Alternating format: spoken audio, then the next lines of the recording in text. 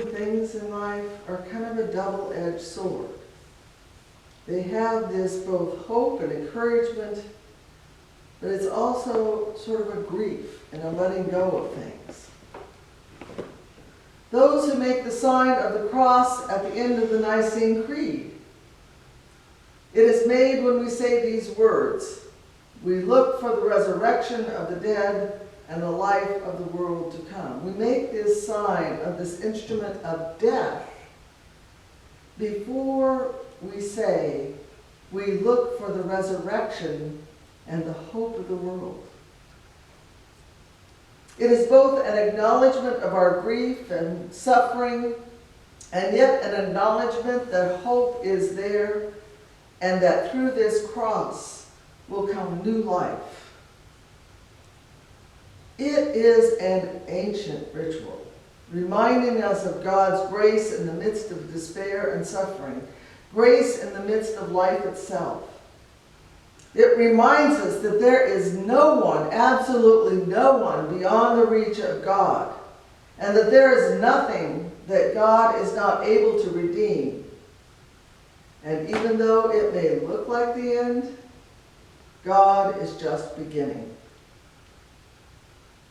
Yet, often in ways that we don't expect nor anticipate, the final healing only comes when we are willing to place all that we have and all that we are into the hands of the living God. It is a trust. It is a sacred trust that we are present for God as God is present for us.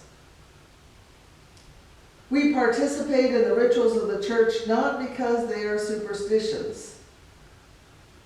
It's not like a groundhog prediction or white uniforms winning the Super Bowl.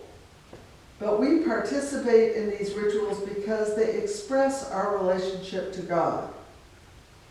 As we participate in the rituals of the Eucharist and baptism, they bind us together as a people of God who live in hope and grace with one another.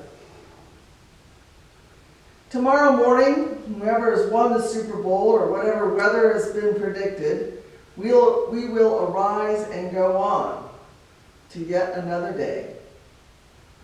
It is a tradition that doesn't change us all that much.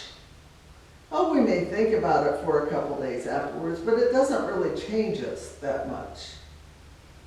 Yet the grace and hope that we will receive in this sacred space can and will change our life. It will change the way we live, the way we speak, and the way we act.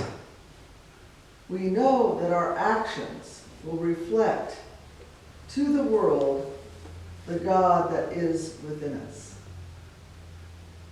May we participate with the expectation that our hearts will be encouraged, our souls will be fortified, and our mind given the wisdom to bring about the kingdom of God on this earth. And all God's people say, Amen. Amen.